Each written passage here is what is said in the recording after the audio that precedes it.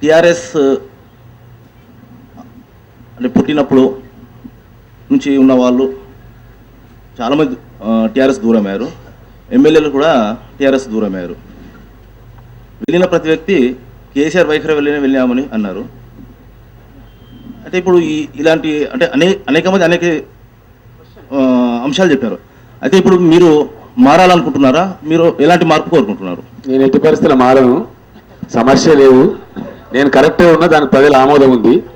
ఇప్పుడు నా నుంచి 100 మందికి 100 రకాల ఉంటాయి. ఆ 100 మందిని సాటిస్ఫై చేయాలంటే నేను I will become a circus. నాకు పందా ఉంది, పద్ధతి ఉంది, నేనేం తప్పు చేయట్లేదు, కరెక్ట్ పందాలు ఉన్నా కాబట్టి మారాల్సిన కర్మ నాకు లేదు. అమ్ముడు పోయిన వాళ్ళు వాళ్ళే మారితే మంచిది. ఆంధ్ర ప్రాంతంలో ఉండే ప్రజలకు కూడా న్యాయం జరగాలండి. కష్టం ఎవరిదైనా, ఇప్పుడు రాయలసీమలో కష్టం ఉంది, వి అగ్రి. రాయలసీమకు వాటర్ రావాలా, వి అగ్రి, వి సపోర్ట్ ఇట్. కన్నీళ్ళు ఎవరైనా కన్నీళ్ళే, దుఃఖం ఎవరిదైనా దుఃఖమే, ఆకలి ఎవరిదైనా ఆకలిదే. కాబట్టి ఇది జాతుల పోరాటం కాదు. భౌగోళికంగా తెలంగాణ ఆంధ్ర 2 రాష్ట్రాలు ఉన్నమాట ఒక చరిత్ర, ఒక హిస్టరీ. 2 కలిపిన మాట కూడా ఒక చారిత్రక వాస్తవం. ఈరోజు విడిపోవడం కోసం జరుగుతున్న ప్రయత్నాలు కూడా చారిత్రక వాస్తవం. రెండోది నేను ఏమంటున్నా అంటే, ఆంధ్ర ప్రాంతంలో ఉన్నటువంటి వాళ్ళు మద్రాసులో అంతర్భాగంగా ఉండి విడిపోయారు. మరి ఇప్పుడు తెలంగాణ విడిపోవడం తప్పు అని వాదించే వాళ్ళు, మరి ఆంధ్ర కూడా మద్రాసు నుంచి విడిపోవడం తప్పే కదా. ఇప్పుడు కేసీఆర్ మాదేంది ప్రాంతీయ పక్షపాతి, ప్రాంతీయ విద్వేషం రెచ్చగొడతాం కొంతమంది మాట్లాడతారు. ఇప్పుడు ఆంధ్ర ప్రాంతం మద్రాసు నుంచి రావడానికి పనిచేసిన పొట్టి శ్రీరాములు గారేమో దేశభక్తులు, కేసీఆర్ ఏమో విద్వేషం రెచ్చగొడుతున్నట్ట. ఇది ఎక్కడ వాదన? ఇది వాళ్ళ ఆంధ్ర ప్రాంతం గురించి ఎట్లా ప్రయత్నం చేస్తున్నాం, మేము తెలంగాణ ప్రాంతం గురించి ఎట్లా ప్రయత్నం చేస్తున్నాం. ఇక్కడ ఆత్మహత్యలు ఉన్నది వాస్తవం, సమస్యలు ఉన్నది వాస్తవం, ఇక్కడ రాజ్యాంగం కుల్లబడవబడుతున్నది వాస్తవం, ఇక్కడ కరువు ఉన్నది వాస్తవం, ఒక 15 లక్షల మంది ఒక పాలమూరు జిల్లా నుంచి వలసపోయేది వాస్తవం. ఇవన్నీ ఆన్ రికార్డు ఉన్నాయి కదా, వీటిని ఎవరు కాదనలేరు కదా. ఒక దశలో సోనియా గాంధీని తెలంగాణ దేవతతో పోల్చారు. ఇప్పుడు ఆమె తెలంగాణకు ఏమిటి అంటే దేవతనా దయ్యం? నేను ఏమంటున్నా అంటే, ప్రాథమిక దశలో సోనియా గాంధీ గారు నా బర్త్డే ఫిబ్రవరి 17th రోజు ఆవిడే స్వయంగా ఫోన్ చేసి నా గ్రీటింగ్స్ చెప్పి, ఆవిడే స్వయంగా ఏం చెప్పిందంటే, మే your wish of Telangana state come true, I'm with you. ఇది సోనియా గాంధీ గారు నాకు స్వయంగా ఫోన్లో చెప్పినటువంటి మాట. నేను ఢిల్లీలో కేంద్రంలో చేరిన కొద్ది రోజుల తర్వాత, ఎందుకంటే కేంద్రంలో చేరిన తర్వాత వారు నేను అడగలే మీకు ఏ పోర్ట్ఫోలియో కావాలంటే మీ ఇష్టం ఏదైనా ఇచ్చామని, మాకు పోర్ట్ఫోలియో కోసం రాలేదని చెప్పిన. షిప్పింగ్ పోర్ట్ఫోలియో ఇచ్చిండ్రు. దానికోసం కరుణానిధి గారు పెద్ద గోల పెట్టి ఆ టీవీ స్క్రీన్ మీద వచ్చి మాకు ఇస్తామన్నారు, మోసం చేసి నన్ను అరుస్తుంటే, యూపీఏ గవర్నమెంట్ పరువు పోతుంది, మనం 100 కోట్ల మంది ప్రజలు చూస్తున్నారు, 3 రోజులు కాలేదు గవర్నమెంట్కి వచ్చి, ఇట్లా కాట్లాట ఉంటే మంచిది కాదని చెప్పి నా అంతా నేను వెళ్ళి సోనియా గాంధీ గారికి ఆ పోర్ట్ఫోలియో తీసుకుని వాళ్ళకి ఇవ్వండి అమ్మా, నేను వితౌట్ పోర్ట్ఫోలియో ఉంటానని చెప్పి నేను ఆఫర్ చేసి ఇచ్చేసి 7 నెలలు ఆ తర్వాత నేను వితౌట్ పోర్ట్ఫోలియో మినిస్టర్గా ఉన్నా. ఇది చరిత్ర వాస్తవం. ఆ టైంలో ఆవిడ నా మీద ఉన్న సదభిప్రాయం కావచ్చు, లేదా ఇష్యూ మీద ఉన్న అభిప్రాయం కావచ్చు, ఆవిడంతలో ఆవిడే suo motu May your wish of Telangana state come to అని నాకు ఫోన్లో చెప్పింది కాబట్టి నేను దేవత అన్నా. ఇవ్వకపోతే ఏమన్నానో తెలంగాణ ప్రజలు నిర్ణయిస్తారు. ఇక కాంగ్రెస్ వాళ్ళ మాటలకు అదొక డెవిల్స్ వర్క్షాప్ అండి. దానికి సమాధానం చెప్తే మేము చెడిపోతాం. వాళ్ళు ఏ రోజు ఏమంటారో ఇప్పుడు డి శ్రీనివాస్ గారు పిసిసి ప్రెసిడెంట్ కాగానే ఢిల్లీకి వెళ్ళి వచ్చి తెలంగాణ ఇస్తామని అనలేదే అని అడుగుంటాడు. ఈరోజు ఆయన్నే త్వరలోనే తెలంగాణ అంటాడు. ఎందుకండి confusion, beating around the bush లాగా? కాంగ్రెస్కు సిన్సియారిటీ ఉంటే ఎప్పుడో ప్రణబ్ ముఖర్జీ నివేదిక తెప్పించుకొని ఉండేది, ఎప్పుడో తెలంగాణ రాష్ట్రం ఇచ్చి ఉండేది. కాంగ్రెస్ పార్టీ ఆత్మహత్య చేసుకుంటున్నది తప్ప వాళ్ళకి ఇచ్చే ఉద్దేశం ఉందని నేను అనుకోవడం లేదు. ఇచ్చే ఉద్దేశమే ఉంటే అనేక సందర్భాల్లో మేము విధించిన గడువుల టైంలో కానీ, యూపీఏ నుంచి మేము వైదొలిగే టైంలో కానీ బయటకు వచ్చి ఉండొచ్చు. ఇక్బాల్ సింగ్ అనేటువంటి ఒక ఆల్ ఇండియా కాంగ్రెస్ కమిటీ ప్రతినిధి అనుకుంటా, బహుశా ఇవ్వడానికి ఇదేమన్నా బీడియా సిగరెట్టా అని కాంగ్రెస్ నాయకులు అవహేళన చేసి మాట్లాడతారు. ఇది ఇట్లా మాట్లాడి ఇంత అహంకారాన్ని ప్రదర్శించే కాంగ్రెస్ పార్టీ తెలంగాణ ఇస్తుందని వారు అనుకోవడం లేదు. ఇవి ఉప ఎన్నికల గండం గడపడానికి జపిస్తున్న, ఓట్ల కోసం జపిస్తున్న మంత్రాలే తప్ప దీన్ని తెలంగాణ ప్రజలు నమ్మరు. ఇది వారిని వారే అవమానించుకోవడం తప్ప ఇంకోటి కాదు. రాజీనామాలు అనవసరంగా రాజీనామాలు చేశారు, ప్రజాధనం దుర్వినియోగం అవుతుందని చెప్తున్నారు. రాజీనామాలు అనవసరం, ఎన్నికలతో ఆడుకుంటున్నారు. తెలంగాణ ప్రజలతో మీరు ఆడుకున్న ఆటలు, మీ రాక్షస కాండలు, మేము చేస్తున్న ఈ ప్రయత్నం ఇది ఒక 1000వ వంతు కూడా కాదు. అమ్ముకుంటున్నటువంటి హైదరాబాద్ పక్కన 1 ఎకరం భూమి విలువ కూడా కాదు. ఇది తెలంగాణ ప్రజల బతుకు భారం ముందు ఈ భారం అసలు లెక్కనే కాదు. Will you take such extreme step like en masse resignation of your MLAs and MPs before general elections again? See, the strategies of the movement are always not revealed. This en masse resignations is a much before thought issue. It's not a sudden development. It was contemplated while I was in Delhi. ఉద్యమ పథంలో ఉద్యమం నడిపే క్రమంలో ఏ ఎత్తుగడలు అవలంబించాలనేది ఉద్యమం ఆలోచించుకుంటుంది. ఇతరులకు ఇది బాధ కావచ్చు, వాళ్ళకి భయం ఉండొచ్చు. ఎందుకంటే ఇప్పుడు బాగా డెవలప్మెంట్ చేసినాము తెలంగాణకి పెద్దపీట అని పొద్దున్న లేస్తే మాట్లాడుతుంటారు. మరి ఆ ప్రజలను పే చేయడానికి భయం ఎందుకంటే నాకు అర్థం కాదు.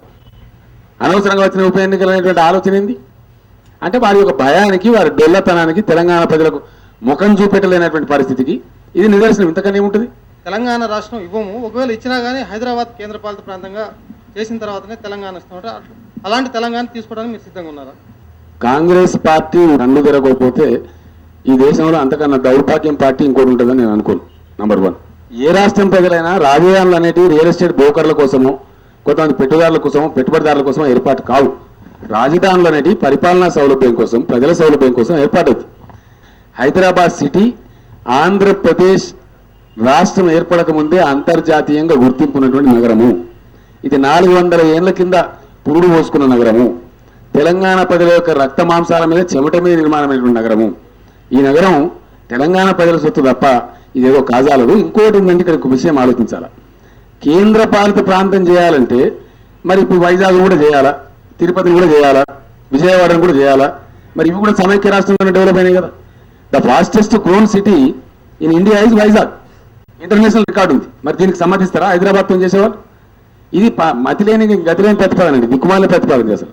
మీరు ఈ మధ్యన కమ్యూనిస్టులని తోక పార్టీలను విమర్శించారు కదా, అయితే ఇప్పుడు కమ్యూనిస్టులు సిపిఐ కొన్ని చోట్ల మద్దతిస్తానంటుంది. అయితే మీరు తోక పార్టీల మద్దతు తీసుకుంటారా మరి ఉప ఎన్నికల్లో? డెఫినెట్గా నేను అన్నమాట నేను కట్టుబడి ఉన్నాను. నేను ఆషామాషి ఎప్పుడు మాట్లాడను, అర్థవంతంగా నేను మాట్లాడతాను. నాకు తెలుగు భాష కూడా బాగా వస్తుంది, నేను లిటరేచర్ కూడా చదువుకున్నా. ఈ తోక వ్యవహారం వాళ్ళే మాట్లాడడం నాకంటే ఎక్కువ మళ్ళీ వాళ్ళలో మొదలైంది. మేధావులు రాస్తున్నారు, పత్రికలలో కార్టూనిస్టులు కూడా బొమ్మలు వేస్తున్నారు. అది వట్టి విషయం అయితే వేయరు ఎవరు కూడా. కాబట్టి వాళ్ళు ఏ రకమైన పార్టీలైనా, తెలంగాణకు కలిసి వచ్చే పార్టీలు ఎవరైనా వాళ్ళతో కలిసి పనిచేయడానికి మాకు అభ్యంతరం ఉండదు. సరే, తెలంగాణలో అంటే మీరు కేంద్ర మంత్రిగా రాజీనామా చేసిన తర్వాత నియోజకవర్గాల్లో కాంగ్రెస్ చెందిన ఎమ్మెల్యేలు కానీ మంత్రులు కానీ వస్తే తరిమి కొడతా ఉన్నారు. ఈ రోజు వరకు అలాంటి జరిగిన సంఘటనలు ఒకటి లేవు. రెండోది, సెకండ్ పాయింట్, మీరు ఈ ఎన్నికల్లో కొన్ని సీట్లు కోల్పోతే మీ నెక్స్ట్ ప్రోగ్రామ్ ఎలా ఉంటుంది? అంటే ఇప్పుడుండే శాంతిపూర్వకంగానే ఉంటుందా, ఇంకెలా దారి తీసే అవకాశాలు ఉన్నాయి? ఇప్పుడు ఇక్కడ ఒక పాయింట్ అండి, 1969 ఉద్యమానికి ఇప్పుడు జరుగుతున్న ఉద్యమానికి ఒక స్పష్టమైన విభజన రేఖ ఉంది. ఎంత కవ్వించినా మేము హింసాత్మక చర్యలకు పాల్పడం. తరిమి కొట్టుడు అంటే పెద్దలు చెప్తున్న సామెత ఉన్నది, మనిషికో మాట పశువుకో దెబ్బ అని. పశువులను కొడతారు తప్ప మనుషులను కొట్టరు. సంస్కారం ఉన్న మనుషులకైతే మాట సరిపోవాలి, ఒక నిలదీత సరిపోవాలా. చంద్రబాబు నాయుడు గారు పోయినండి మొన్న పనికల్ మల్లయ్య గారు చెంపమిగలు వాయించారు వరంగల్లో. అదేవిధంగా నిర్మల్లో ఆ నాయి బ్రాహ్మణ్ శ్రీనివాస్ గారు వాయించారు. అది జాలదండి మనిషికి, అర్థం ఉండే మనుషులకు, మనసు ఉండే మనుషులకు, మనుషుల మనోభావాల్ని, మనుషుల ఎమోషన్స్ని గుర్తించగలిగే వాళ్ళకు ఆ మాట చాలదా? పనికర్ మల్లయ్య సరిపోడా? యావత్తు తెలంగాణ 4 కోట్ల మంది గుండె చప్పుడు పనికర్ మల్లయ్య మాట రూపంలో వినిపించింది. అయినా వినబడనట్టు మేము నటిస్తామంటే వాళ్ళ కర్మ. కుట్టడం అంటే ప్రాక్టికల్, లిటరల్గా ఫిజికల్ కుట్టడం కాదు. తరిమి కుట్టడం అంటే ఒక మాట, ఒక భావం. ఇలా ప్రజలు అదే తరిమి కొడుతున్నారు కదా. కరీంనగర్ నుంచి తరిమి కొట్టలే, కరీంనగర్ నుంచి తరిమి కొట్టుడు కాకపోతే ఏందండి అది? 2 పార్టీలకు కూడా, 2 పార్టీలకు కలిస్తే కూడా నాకు వచ్చిన ఓట్లు రాలే. 2 పార్టీల ఓట్లు కలిపితే కూడా అది తరిమి కొట్టుడు తీసుకోరా సెన్సిటివ్ పర్సన్స్? నంబర్ 1. నంబర్ 2, కొన్ని స్థానాలు ఓడితే అని మీరు అంటున్నారు. ఆ ప్రశ్న కలలో కూడా జరగదు. ఆ ప్రశ్న ఉత్పన్నమే కాదు. అన్ని స్థానాలు బ్రహ్మాండంగా టీఆర్ఎస్ గెలుచుకుంటోంది. గెలుచుకోవడం కాదు, కొన్ని ఆశ్చర్యకరమైన ఫలితాలు కూడా మీరు చూడబోతారు. మాకేం హింస వైపోవాలనే ఉద్దేశం లేదు. పొలిటికల్గానే డెఫినెట్గా వీళ్ళందరికీ సరైనటువంటి బుద్ధి చెప్పి రాజకీయ శక్తిగా ఎదిగి మేము తెలంగాణ సాధించుకుంటాం. సార్ 2004లో తెలంగాణ సెంటిమెంట్తో మీరు ఎన్నికల్లో బరిదిగారు. అదేవిధంగా తెలంగాణ ప్రాంతంలో కాంగ్రెస్కు సపోర్ట్ చేశారు. తెలంగాణ సెంటిమెంట్ ఉందని గుర్తించి కొన్ని స్థానాలు గెలుచుకున్నారు. అదేవిధంగా ఇప్పుడు మీరు మళ్ళీ అదే సెంటిమెంట్ ఉందని చెప్పేసి బరిలో దిగుతున్నారు. ఈ పరిస్థితుల్లో 1-2 స్థానాల్లో మీరు కనుక ఓడిపోతే తెలంగాణ వాదం వీక్ అయిందని మీరు అంగీకరిస్తారా? ఎందుకంటే ఇప్పుడు ముఖ్యమంత్రి గారు ఏం మాట్లాడతారు? అనవసరంగా చేసిండ్రు, రాజీనామాలు చేయాల్సి లేకుండా ఇది ఒక ఫ్రగైల్ థింకింగ్ అని మాట్లాడింది. ఈరోజు ఏం మాట్లాడతారు ఆయన? ఈరోజు పేపర్లలో ఉంది, వారి సంతపత్రికలోనే ఉంది. సోనియా చేసిన త్యాగం ముందు కేసీఆర్ చేసిన త్యాగం ఎంత అంటే మేము చేసిన త్యాగం అని ఒప్పుకుంటాను. ఒక పక్కన అలవోకగా మాట్లాడుతూ చెప్పేదానిలో ఒప్పుకుంటాడు. ఈ రకంగా తెలంగాణ వాదం పాలిస్తుందా పక్క పడుతుందా ఇదంతా కథ కాదు. అన్ని స్థానాలు మేము గెలుస్తాం. కొన్ని చోట్ల ఎక్కువ మేయట్ ఉండొచ్చు, కొన్ని చోట్ల తక్కువ మేయట్ ఉండొచ్చు. ఒక స్థానం ఓడిపోగానే అయిపోయింది అంటే అంత ఈజీగా లేదండి తెలంగాణ ఉద్యమం. అన్ని సమాధానాలు చెప్పగలిగిన స్థితిలో ఉంది. మాకు బ్రహ్మాండమైన మేధావి లోకం యొక్క మద్దతు ఉంటుంది, బాగా ఇంటలెక్చువల్ బ్యాకప్ ఉంటుంది.